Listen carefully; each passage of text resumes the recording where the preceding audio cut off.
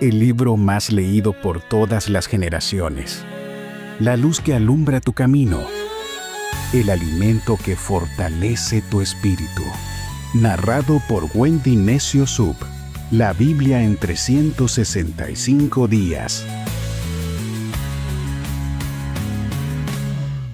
14 de julio, día 195 de este viaje emocionante de fe por la Biblia en 365 días. Comenzamos la semana de la celebración por los 200 días que venimos leyendo la Biblia cada día. Yo no sé ustedes, pero yo estoy emocionada de saber que juntos vamos a hacer la Santa Cena este viernes. El título del episodio de hoy es La presencia primero, los planes después y la victoria al final. Las lecturas del día de hoy son Primera de Crónicas, capítulo 16, verso 37, hasta el capítulo 18, verso 17. Romanos, capítulo 2, versos del 1 al 24. Salmo 10, versos del 16 al 18. Y Proverbios, capítulo 19, versos del 8 al 9. Hoy vamos a ver 3 movimientos claves que transformaron la historia de David y que también pueden transformar la tuya. Como organizar tu vida alrededor de la presencia de Dios, como discernir entre tus planes y su propósito, como caminar hacia la victoria con pasos guiados por Dios. Cuando tú pones a Dios primero, todo lo demás hace fila. No se desordena, se alinea. Y para empezar este podcast, quiero compartirte un testimonio que me hizo llorar de gratitud. Me escribió Marcos Miranda desde Los Ángeles, California, y me contó esto. Wendy, ya te había escrito antes contándote de que estuve luchando con una ansiedad muy fuerte, angustia y tristeza, pero mi padre ha ido sanando poco a poco mi corazón. Hace poco pasé también por un momento económico muy difícil, tenía muchos gastos, y justo cuando mi mamá necesitaba ayuda económica, yo no tenía ni un centavo para darle. Pero Dios no desampara a sus hijos. A principios de este año tuve un accidente. Mi carro quedó muy mal por fuera, pero por dentro no me pasó absolutamente nada. En ese momento solo pensé, Padre amado, aún me sigues amando. Seguro tienes un largo camino preparado para mí. La aseguradora declaró pérdida total, pero Dios me regaló otro carro. Y además, el dealer me hizo un pequeño reembolso que me ayudó un montón. Y cuando pensaba que no tenía más recursos, hace 5 días llegó a mi casa un cheque inesperado. Del mismo dealer, otro reembolso. Y con eso pude pagar mis gastos, enviar dinero a mi mamá, a mi abuela y a mi tía que acababan de operar de la vesícula. Estoy tan agradecido con Dios por su misericordia, por su fidelidad y por lo mucho que me ama. Me hace caminar confiado cada día. Y tus podcasts, Wendy, han fortalecido mi relación con Él. Marcos, gracias por recordarnos que Dios cuida de los suyos en cada detalle. Como dice Primera de Pedro, capítulo 5, verso 7, echen toda su ansiedad sobre Él, porque Él cuida de ustedes. No importa cuán oscuro se vea el camino, Dios siempre encuentra la forma de sorprendernos con su provisión, con su paz y con su amor. Oremos juntos. Señor, en medio de mi desorden, tú sigues poniendo orden. Cuando yo no entiendo tus procesos, sigo confiando en tu plan. Hoy quiero aprender a ponerte primero, antes que mis sueños, antes que mis metas, antes que mis planes. Enséñame a vivir con la certeza de que tu presencia está conmigo y todo lo demás encuentra su lugar. Guía mis pasos. Calma mi mente de preocupaciones. Ayúdame a honrarte con mi tiempo, con mi atención, con mis decisiones. Te entrego este día, Dios, y te pido que nos hables a cada uno. Oro en el nombre de Jesús. Amén. Ahora sí, toma tu Biblia, abróchate los cinturones. Comenzamos. Primera de Crónicas, capítulo 16, verso 37. David dispuso que Asaf y sus hermanos levitas sirvieran continuamente ante el arca del pacto del Señor, encargados de hacer todo lo necesario cada día. En este grupo estaban como porteros Obed-Edom, hijo de Jedutún, Osa, y otros 78 levitas. Mientras tanto, David colocó al sacerdote Sadoc y a sus hermanos sacerdotes en el tabernáculo del Señor, en el lugar de adoración en Gabaón, donde siguieron sirviendo delante del Señor. Cada mañana y cada tarde sacrificaban al Señor las ofrendas quemadas habituales sobre el altar apartado para este propósito, en obediencia a todo lo que está escrito en la ley del Señor, como él se lo había ordenado a Israel. David también designó a Emán, a Jedutún y a los demás que fueran elegidos por nombre para darle gracias al Señor por su fiel amor que perdura para siempre. Acompañaban sus cánticos de alabanza a Dios con trompetas, címbalos y otros instrumentos. Y los hijos de Jedutún fueron designados como porteros. Luego todos regresaron a su casa. David volvió a su hogar para bendecir a su propia familia. Y esta pequeña parte la leí ayer, pero correspondía para el día de hoy. Lo que pasa es que me emocioné. Primera de Crónicas, capítulo 17.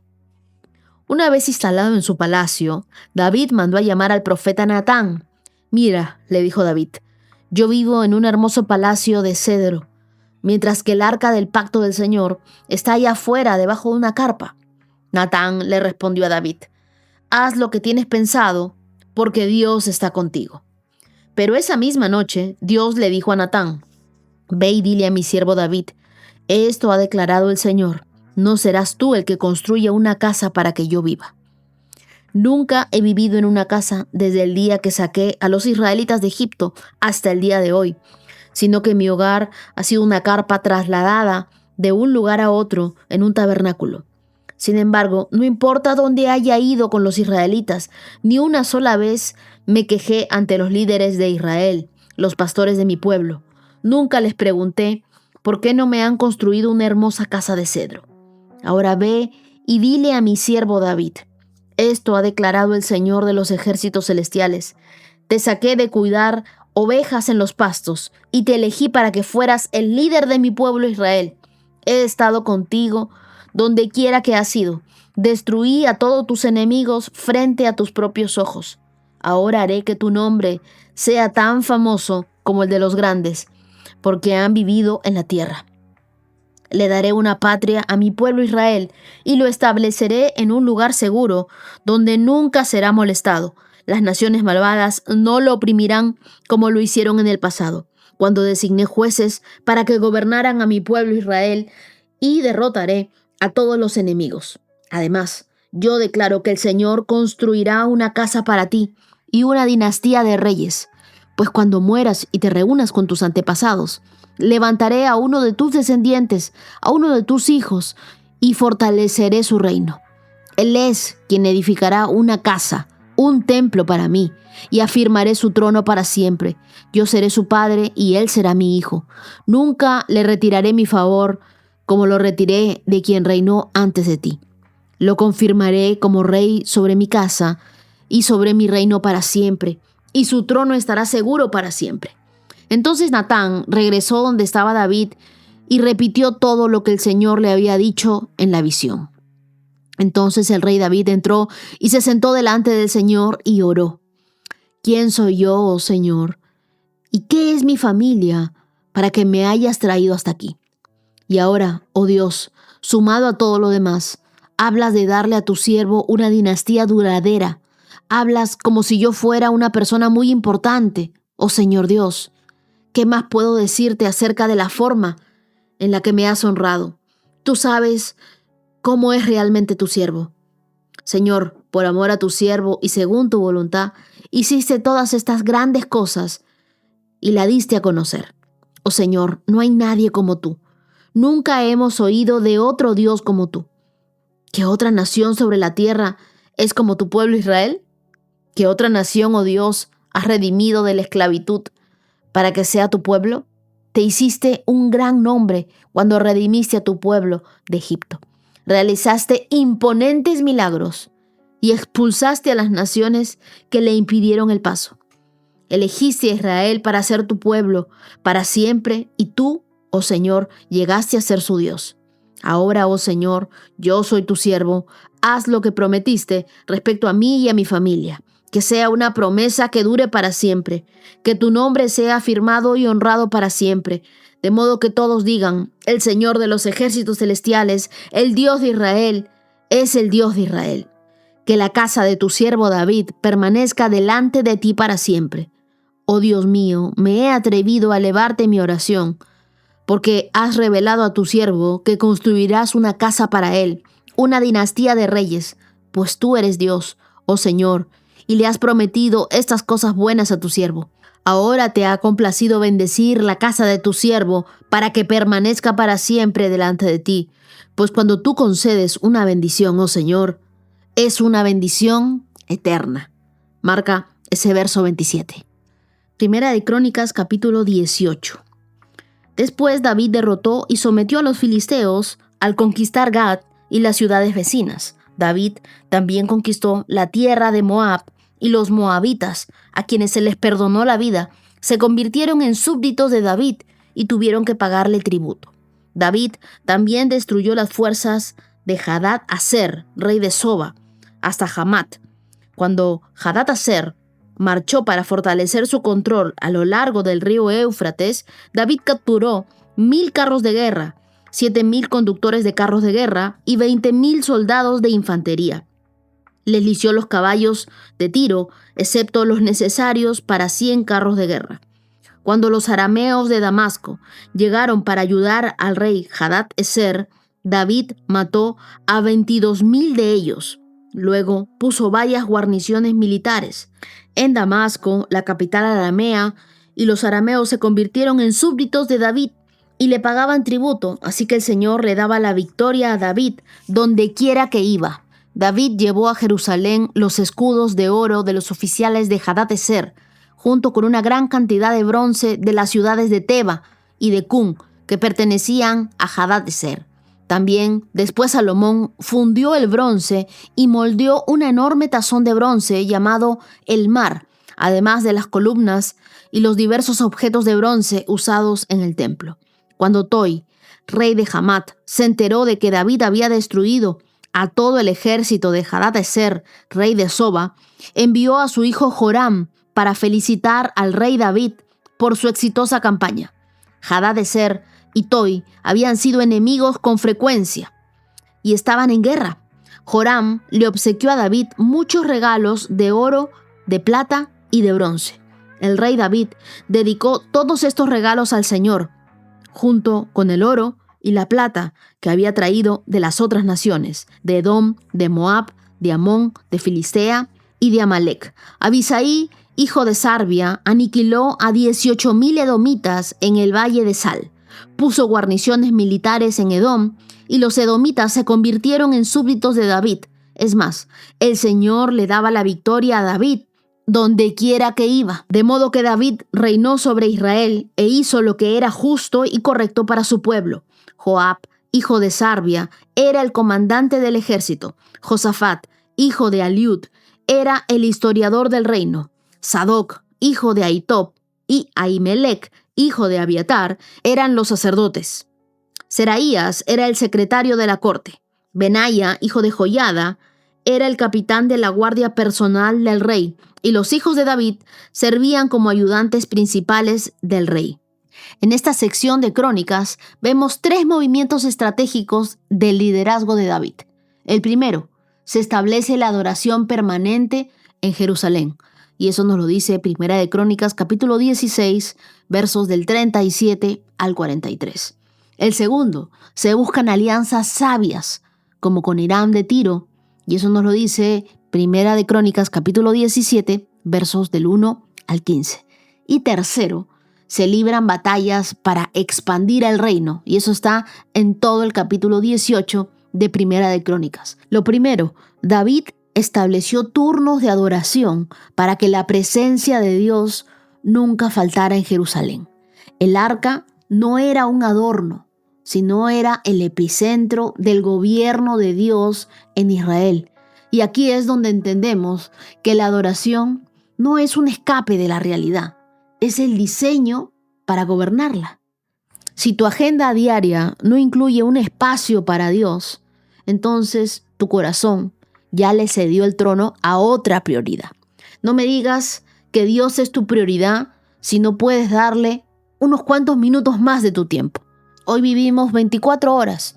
De estas 24, 8 dormimos, 8 se las dedicamos al trabajo, ahí van 16. Y otras 3 o 4 las usamos para comer, para movilizarnos, para ver redes sociales, para hablar por teléfono. Pero ¿cuántas quedan realmente para Dios? ¿Media hora?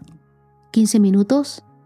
Y aún así, esperamos que Dios nos hable, esperamos que Dios nos use, esperamos que Dios nos guíe, que Dios nos bendiga. Lo cierto es que si tú no agendas a Dios como lo haces con tus reuniones, es porque no los consideras tan importante como ellas. David no daba lo que le sobraba. David daba lo primero. Él no decía, bueno, a ver si me alcanza el día para orar. No, él organizaba todo para que la presencia de Dios sea lo primero. Así que te pido, por favor, que hagas una auditoría de tu tiempo esta semana. Anota en una libreta o quizás en una aplicación. ¿Cuánto tiempo usas en redes sociales, en series, en comidas, en reuniones, en trabajo? Y compáralo con el tiempo que le dedicas a Dios. Y luego toma una decisión valiente. Bloquéale el espacio diario a Dios, como si fuera una cita con el Rey de Reyes, porque lo es. Es una cita importante. Hoy muchos viven con el arca en un rincón del corazón, pero su atención está dividida entre 1000 altares. Dios está buscando personas que, como David, digan, la presencia no se apaga aquí, Señor. No solo te visito de vez en cuando, habito contigo. Y si tú quieres tener un hábito en tener tu tiempo con Dios, agéndalo. Así como David, que organizó turnos, tú puedes establecer minutos diarios que nadie te robe, sin celular, sin música de fondo, solo tú y Dios. Primera de Crónicas, en el capítulo 17, versos del 1 al 15, David, ya cómodo en su palacio, sintió incomodidad al ver el arca bajo una carpa. Y este gesto revelaba que su prioridad no era el lujo, sino honrar a Dios. Pero el Señor lo sorprende y le dice, tú no me edificarás la casa, yo te edificaré un linaje eterno. Y aquí aprendemos una de las revelaciones más poderosas del liderazgo espiritual. No todo lo que es bueno es tu propósito o es tu llamado. Hoy muchas veces pedimos a Dios que bendiga nuestros sueños. Pero ¿cuándo fue la última vez que tú soñaste algo para Dios? Y en Primera de Crónicas, capítulo 18, versos del 1 al 17, David no solo adoraba y soñaba, también conquistaba. Pero esas batallas no eran caprichos, ni tampoco sed de poder. Eran el cumplimiento de las promesas que Dios había dado a Abraham en Génesis capítulo 15, versos del 18 al 21. Cada victoria era un acto de obediencia. Me gustó mucho Primera de Crónicas capítulo 17, verso 27, que dice, ahora te ha complacido bendecir la casa de tu siervo, para que permanezca para siempre delante de ti. Pues cuando tú concedes una bendición, oh Señor, es una bendición eterna. Cuando Dios te bendice, es de forma permanente, no solamente a ti, sino también a tus generaciones. Y en Primera de Crónicas capítulo 18, verso 6, la Biblia dice, así que el Señor le daba la victoria a David donde quiera que iba.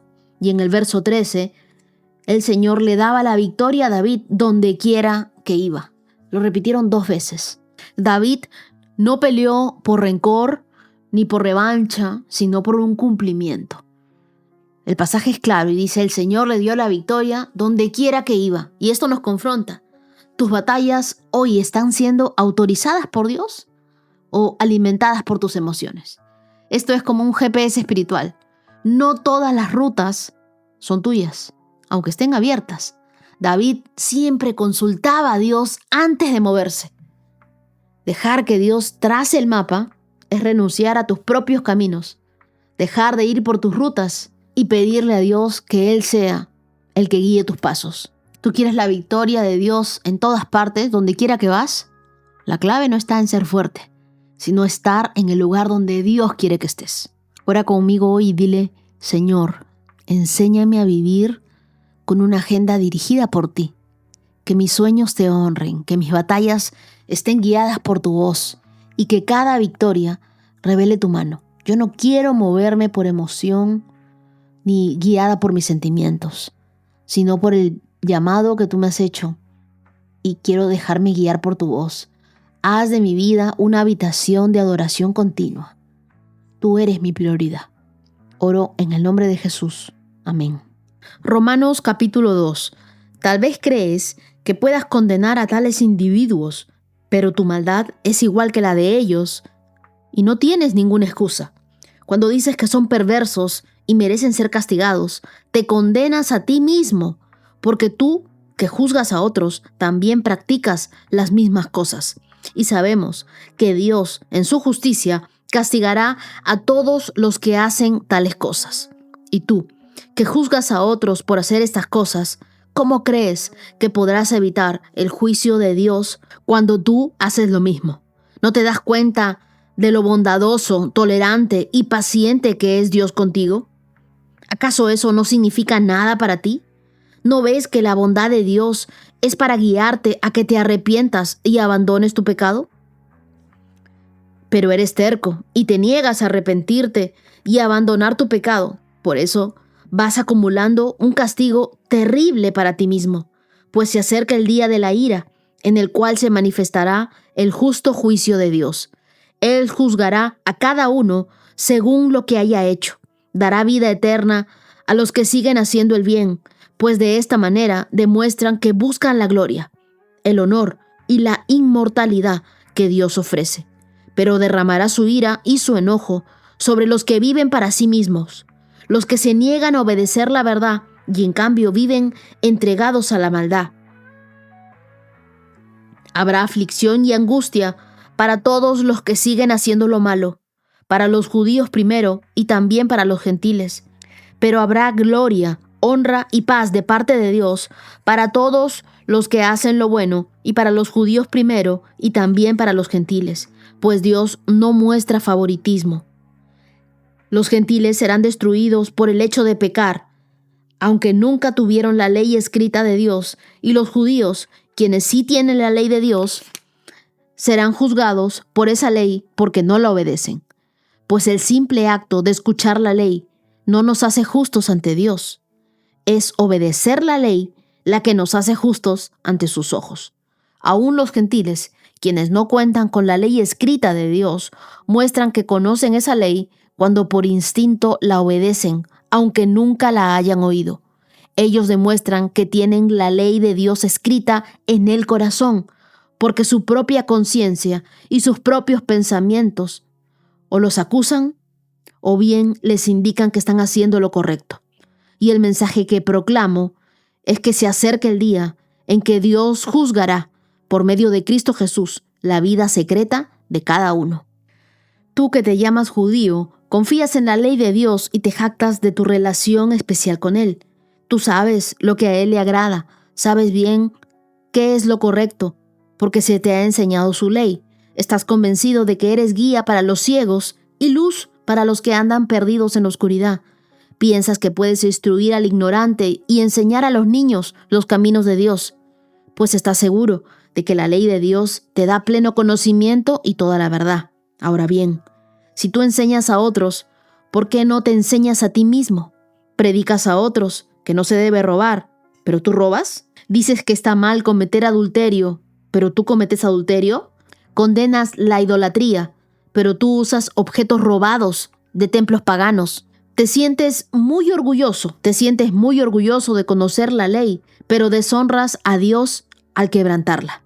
No es extraño que las Escrituras digan: los gentiles blasfeman el nombre de Dios por causa de ustedes. Hasta ahí. Aquí en Romanos 2, Pablo se dirige ahora a un grupo diferente. Ya no está hablando de los paganos o de los gentiles que ignoraron la ley de Dios, sino habla de los judíos religiosos que se sienten moralmente superiores porque caían en las mismas prácticas que condenaban. Este capítulo es una confrontación ruda a la hipocresía espiritual, esa que condena el pecado ajeno mientras que justifica el propio. El verso 1 de Romanos capítulo 2 comienza de una forma increíble. Dice: tal vez crees que puedas condenar a tales individuos, pero tu maldad es igual que la de ellos y no tienes ninguna excusa. Cuando dices que son perversos y merecen ser castigados, te condenas a ti mismo, porque tú, que juzgas a otros, también practicas las mismas cosas. El problema no era la ley, sino el corazón. Los judíos conocían la voluntad de Dios, pero muchos no la vivían. Y aquí aparece una advertencia. Dios no tiene favoritos. El juicio divino no se basa en el conocimiento que nosotros tengamos, sino en cómo vivimos. Dios no está impresionado con lo que sabes, sino qué haces con eso que sabes de Dios. Es como un médico que fuma mientras da conferencias de cáncer al pulmón. Su conocimiento no cancela su incoherencia. Así también hay muchos creyentes que hoy predican, pero no lo practican. Yo creo que la gente está cansada de religión sin poder. Ellos quieren ver fe y quieren vernos vivir en integridad.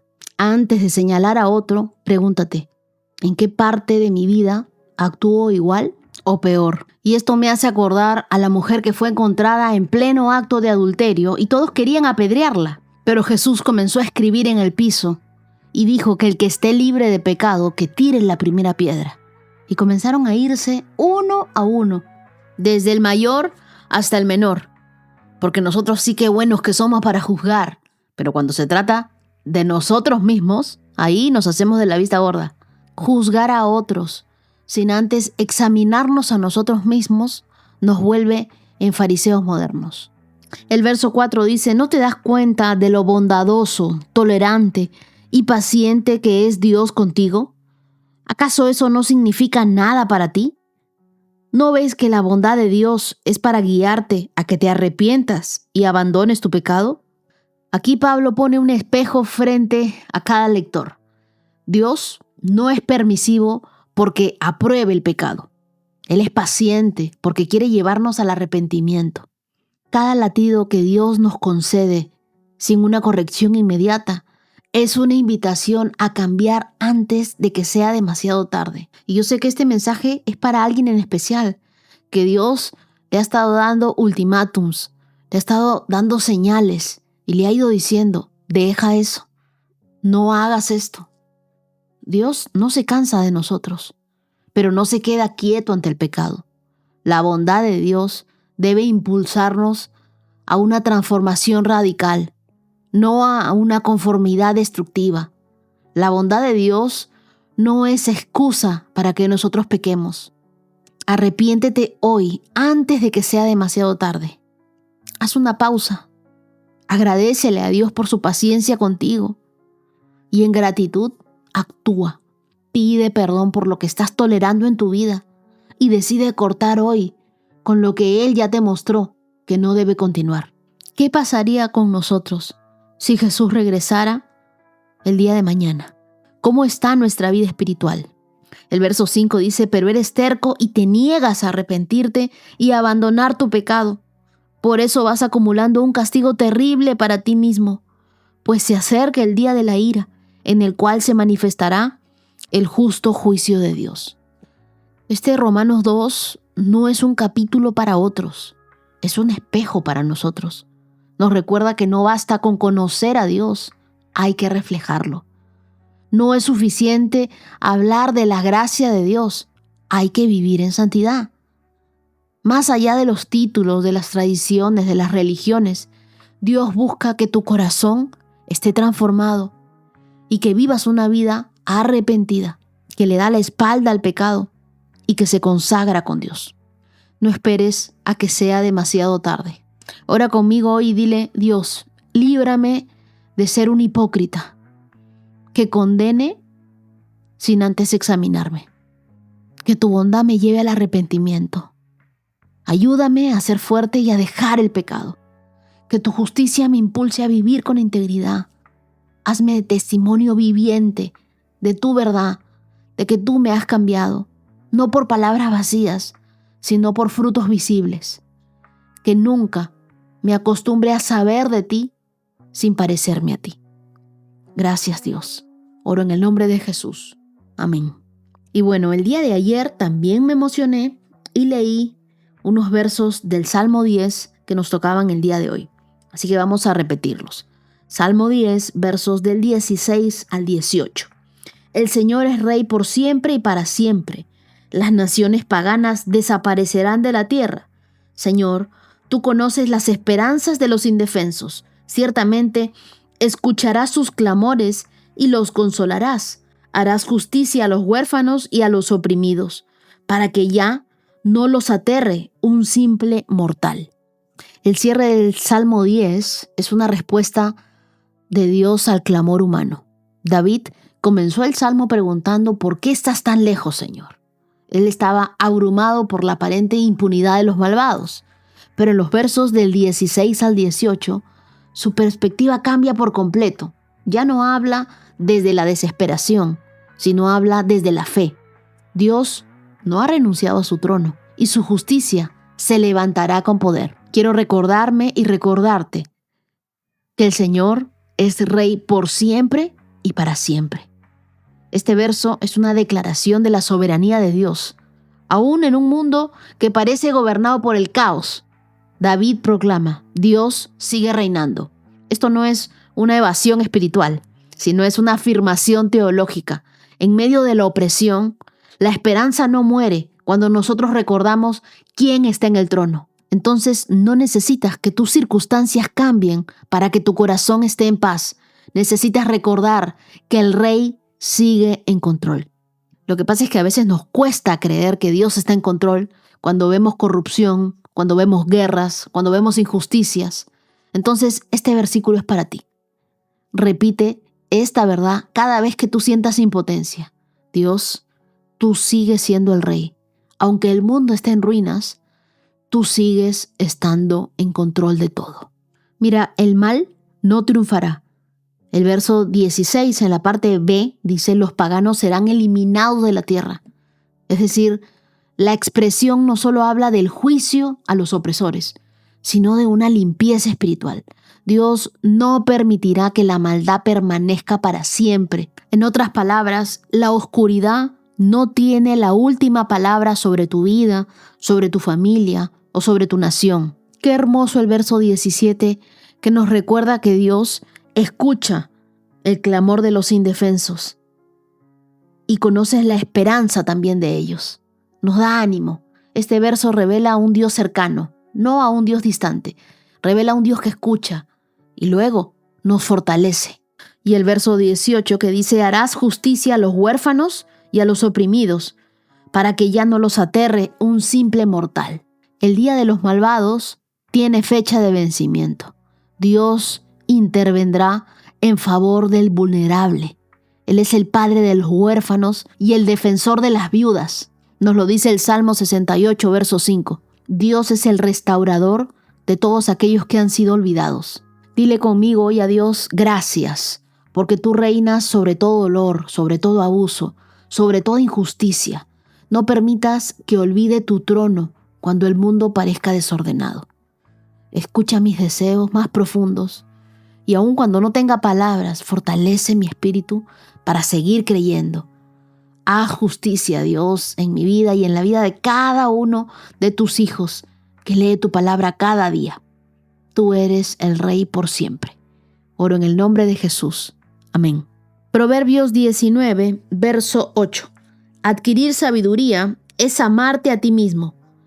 Los que atesoran el entendimiento prosperarán.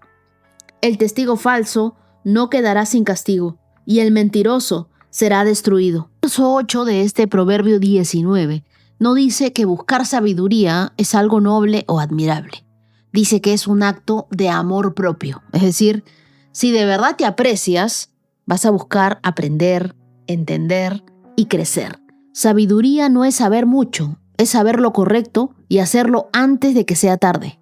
Cuando alguien dice: yo soy así, no voy a cambiar, en realidad no se ama lo suficiente como para mejorar. Quien se ama de verdad invierte en su vida con oración, con lectura, con mentores, con decisiones sabias. Y en el verso 9 que dice: el testigo falso no quedará sin castigo y el mentiroso será destruido. Aquí el tono cambia. Ya no es un consejo, sino es una advertencia. La mentira no es inofensiva, es destructiva, especialmente cuando afecta a otros. Y ser testigo falso en la cultura hebrea y en cualquier cultura Era un pecado gravísimo porque rompía la confianza y destruía vidas. Nosotros ya sabemos que las palabras no solo construyen o destruyen a otros, también revelan quién eres tú. Piensa en alguien que difunde un chisme dañino en redes. Puede parecer algo simple, pero ante los ojos de Dios, ese testimonio falso no quedará impune. Aunque parezca que se salió con la suya, el castigo divino no tardará en llegar. Y el proverbio termina diciendo que el mentiroso será destruido. Es una línea lapidaria. No dice que será corregido. No dice que le irá mal. Dice que será destruido. Porque la mentira sostenida termina colapsando una vida entera. Dios no puede bendecir una identidad que está construida sobre el engaño. Si tú sientes que has mentido o exagerado en algo, corrígelo hoy. Confiesa, pide perdón y rompe con la cadena. No importa cuánto hayas avanzado en tu vida. Si fue sobre una mentira, Dios prefiere derribarlo para salvarte a tiempo. Entonces este proverbio es un llamado urgente a vivir con sabiduría y a hablar con verdad. El sabio se ama lo suficiente como para crecer. El mentiroso, por el contrario, cava su propia destrucción.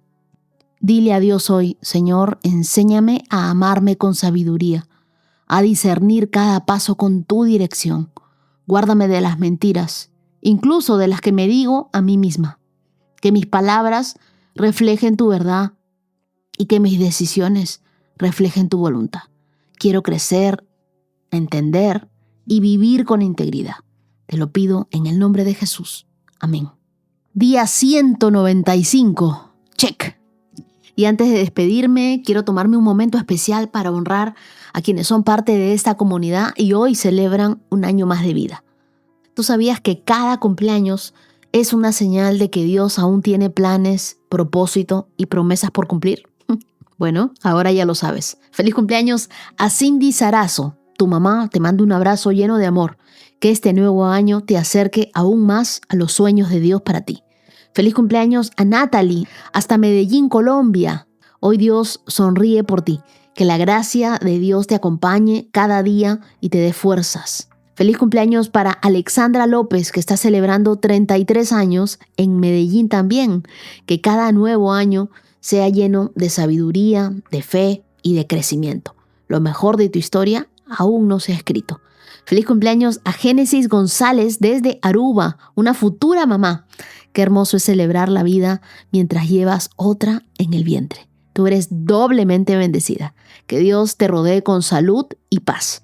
Feliz cumpleaños a Rocío Díaz Fajardo, allá en Soacha, Colombia.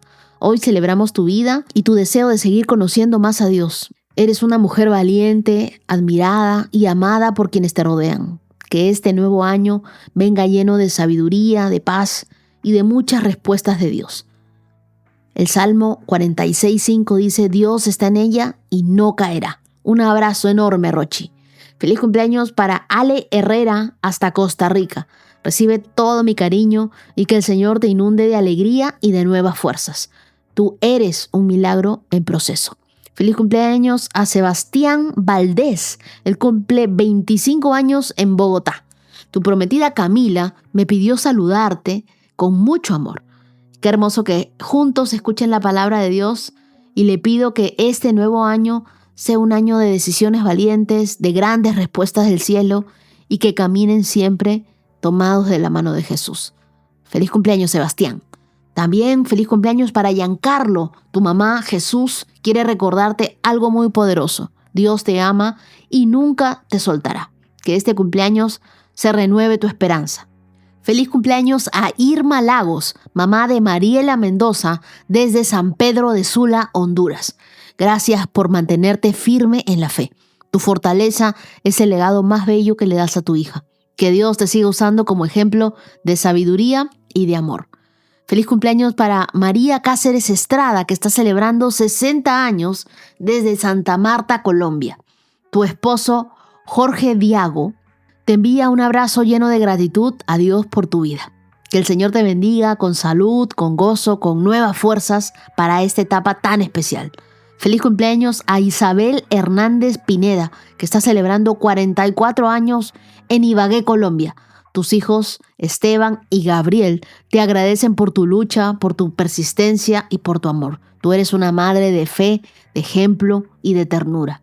Que Dios siga sosteniéndote con su gracia y que este nuevo año venga cargado de cielos abiertos. Y si te has quedado hasta aquí, escuchando todos los saludos, quiero dedicarte un verso muy especial. El Salmo 37, verso 23, que dice: el Señor afirma los pasos del justo y se deleita en su camino. Gracias por acompañarme un día más en esta aventura de fe por la Biblia en 365 días. Mañana seguimos avanzando con el corazón dispuesto y una fe firme. Bendiciones. 365 con Dios, con Wendy Necio Sub.